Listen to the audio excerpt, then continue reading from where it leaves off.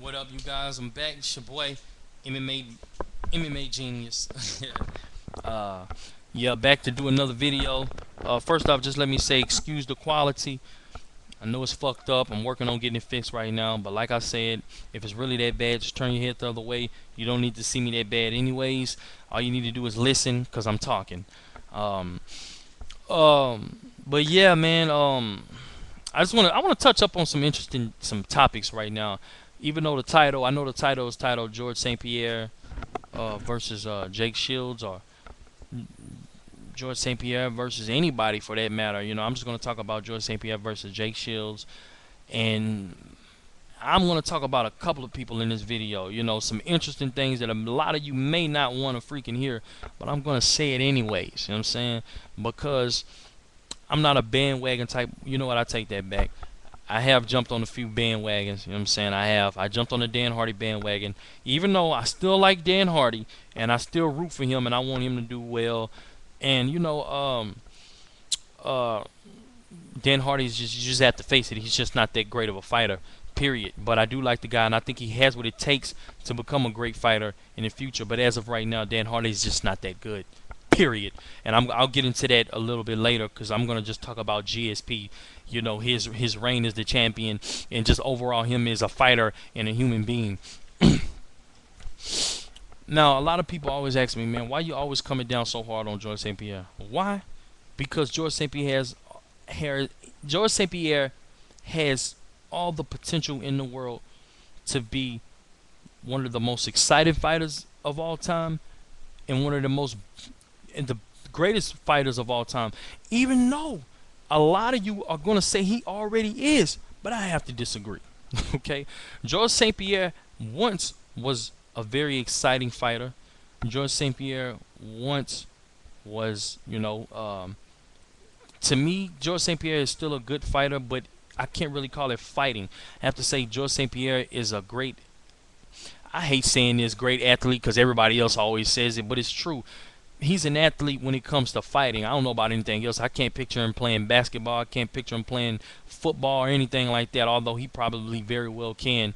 But he's an athlete when it comes to fighting, and well, wrestling, when you ask me. You know what I'm saying? But um I don't know.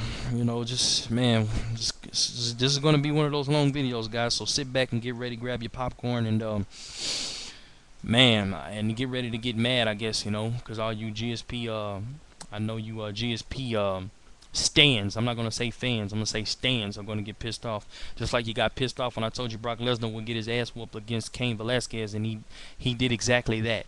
So just get ready to get pissed off again. But George St. Pierre is one of the most boring fighters out there right now. He's almost as boring as Jake Shields, but not quite. He's just as boring as John Fitch.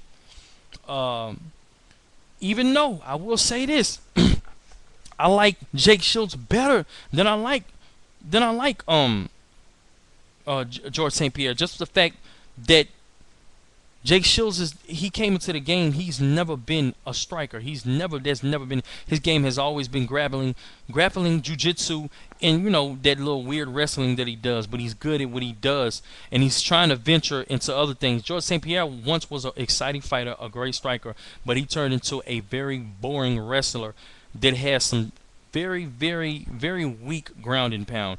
His ground and pound has not finished anybody in a very long time. Yeah, he beat up Matt Sarah from knees to the rib cage, but Matt Sarah is an extremely small guy.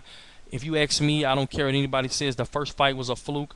You know what I'm saying? Matt Sarah is a good fighter, but he's not a great fighter. Let's face it. You guys like to pump guys up better than what they really are. Matt Sarah is a very good fighter, and that's where the line goes right there for me. And he's nothing more. And of course, George St. Pierre whooped his ass. He was supposed to whoop his ass the first time, but things happen like this sometimes, okay? But George St. Pierre hasn't been exciting in a very long time. I don't know, man. I do not know if he would ever return. But I'm actually rooting for Jake Shields to whoop his ass, just because I want him to have a taste of his own medicine. I want him to get beat up in a boring fashion, because guess what? If he gets beat up in an exciting fashion, it's just going to make George St. Pierre even more hesitant to fight. If he goes out there and get his ass whooped by a guy who really knows how to strike and beat ass, you know, he's just gonna get more afraid to strike, and he's gonna go for even more takedowns. But if he goes out there and get beats in his own game, and he goes out there and gets his ass whooped by a born decision, you know, he gets beat because he was simply out wrestled, simply out grappled. George St. Pierre's mind is going to be messed up, and he's going to come back, and he's going to come back with a vengeance. Period. So I'm rooting for Jake Shields to whoop his ass. You know, because even though Jake Shields will, I don't think he will ever beat anybody's ass, but I think he will always, you know, he would, you know, it just seems like he always finds a way to win. Even when he wins, he just never beating a guy down. He's just winning. You know what I'm saying? And he dominates certain fights and he submits guys, but he's just never just pounded somebody and beat their ass. But I accept the fact that Jake Shields is a born wrestler. I mean, a born fighter much more than I accept George St. Pierre being a born fighter, for the simple fact Jake Shields came into the game this way. George St. Pierre didn't. Let's just see. John Fitch is never going to have what it takes to beat George St. Pierre. I don't give a damn. I don't care how much he screams for that title shot. I want to see the guy fight for the title just so he can get his ass whooped and just so he can figure out, look, you're not going to get that belt as long as George St. Pierre has it. If George St. Pierre didn't have the belt, it'd be a totally different story. That doesn't mean that I like George St. Pierre, okay? It doesn't mean, you know, anything like that. It just means I don't dislike him. Let me just say that. I do like the guy. I just don't like his style of fighting anymore. I just think the style of fighting, I'm not going to pay to see George St. Pierre fight anymore unless he's fighting a guy who really knows how to wrestle just as good as he does and knows how to strike better than he does. That's the only time I will buy a fight, to see him fight. Or unless he goes back to his exciting style when he was younger, in his younger days, and coming in. He can't say I don't fight like that anymore because it doesn't win fights, because he used to kick ass when he fought like that. Sure, he made a few mistakes because he was young. He got submitted by Matt Hughes, but he's more well-rounded now, and he's in his mind. He's smarter than what he used to be. But just because you're smarter doesn't mean you have to fight less aggressive. Okay, you see what I'm saying? And George St. Pierre, unless he starts fighting like that again, I won't tune in and buy his fights. Period. But yeah, man, I just think that if he fights Jake Shields, I think that Jake Shields is going to lose probably the first couple of rounds. But I just think as the fights go on, if he comes in the same shape he fought Dan Henderson, Jake Shields will win this fight. This fight can go any way. Honestly, these are the only two guys I see George St. Pierre really losing to, is Jake Shields and Anderson Silva. That's about it, you know. And the only two guys I see, we'll put it like this: the only guy I see Jake Shields losing against is George St. Pierre and Anderson Silva. So these guys kind of only have something in common to me. You know what I'm saying? Like, that's the only people I really see. I see them beating each other. You know what I'm saying? And I don't know. You know, you let me know what you think. You know, I just think that Jake Shields, he has what it takes to go in there. If he comes in the same shape he fought Dan Henderson, he can pull this off. I think that he could possibly even submit George St. Pierre, do the armbar or guillotine choke. You know, who knows? Maybe he could pull off a triangle, you know what I'm saying, off his back. Because I do believe that George St. Pierre is the better wrestler. You know, I know he is. But Jake Shields, man, I'm telling you, he gets strength as the fight goes on. If Jake Shields, I'm going to tell you by no means, if Jake Shields shows up to fight George St. Pierre the same way he showed up to fight Martin Cadman, he will get destroyed probably in the first fucking round. I guarantee it. Jake Shields stands no chance against any. Jake Shields stands no chance against George St. Pierre or Josh Koscheck or John Fitch coming in the shape that he did against Cadman. Cadman is a tough fighter, but Cadman is not George St. Pierre. George St. Pierre will murder Jake Shields if he shows up in that condition. But a well-conditioned Jake Shields, if he shows up and fights George St. Pierre the same way he fought Dan Henderson, he has a great possibility that he can take George St. Pierre's belt from him. And I'm hoping it happens just so we can see a reincarnated George St. Pierre. Because George St. Pierre has really lost his swagger when it comes to, you know, fighting. Like, this guy does not go for knockouts. You know, the last fight I seen him really just put a whooping and an ass whooping, or just a total beatdown on a guy, just an ass kicking, was against John Fitch. And half of that is because John Fitch made a lot of mistakes in that fight. You know, a lot of people don't know, but John Fitch, you know, his timing was off in that fight. You know what I'm saying? You know, I don't even think George St. Pierre would have beaten John Fitch the way he beat him. I believe he would have beat John Fitch. I know he would have, but it wouldn't have been just a one-sided beating like that.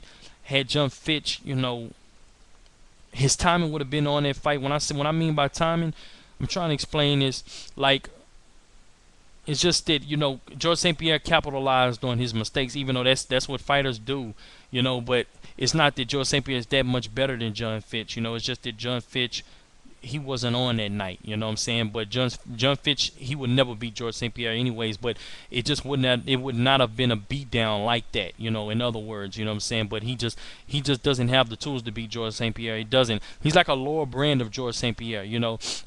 He's a good wrestler. He's not as good as George St. Pierre. He's a good striker. He's not as good as George St. Pierre. He's a good submission artist.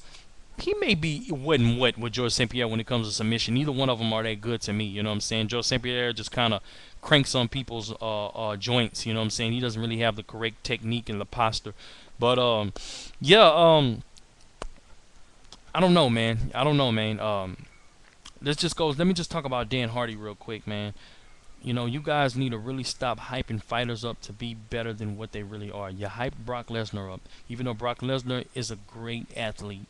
And Brock Lesnar has the tools to be a great fighter. He became champion. Okay, he was a great. You know, I mean, Brock Lesnar. You know, you can't count a guy out like this. He's a competitor, and you know, he's a very competitive guy. You know, but he has not reached that level of greatness the way people on this YouTube shit get pissed off and, you know, call, you know, just Brock Lesnar is this, Brock Lesnar that. He's not that great. How you guys try to make yourself think. And same thing with Dan Hardy, you know what I'm saying, or Roy Nelson. Like, some of you guys think just because Roy Nelson was able to go in there and get his ass beat the fuck down by Junior Dos Santos for 3 rounds, for some reason Roy Nelson is the greatest fighter. What the fuck? Just because a fighter gets his ass whooped makes him a great fighter? Man, what planet are you living on? You know, it means that he has great heart. He has a very big heart, and there's no quitting him, and the fighter doesn't give up. And guess what? That makes for a great champion one day. One day. That's a potential champion, see, because the champion has a big heart, and the champion never gives up. But Roy Nelson isn't there yet. You know, even though he's a veteran, he's been fighting for a very long time. He still doesn't have what it takes to be a top guy. You know, he's not going to beat Kane. You know, he's not going to beat Shane Carwin.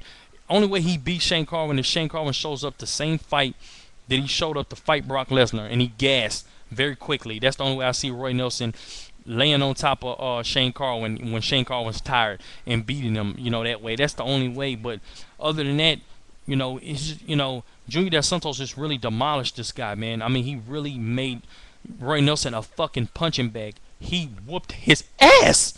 I mean, he whooped his ass. There's no way around it. So let's just stop saying that just because Roy Nelson was able to go in there and just last all 3 rounds of getting his ass whooped, you know, he's just this great fighter. Listen, man, Dos Santos was not able to put him away, you know, but he got it, you know. It is what it is, man. You're not going to be able to finish some people, man. Some people just don't give up. But just because you don't give up does not make you a great fighter. And then this goes back to the Dan Hardy versus George St. Pierre fight.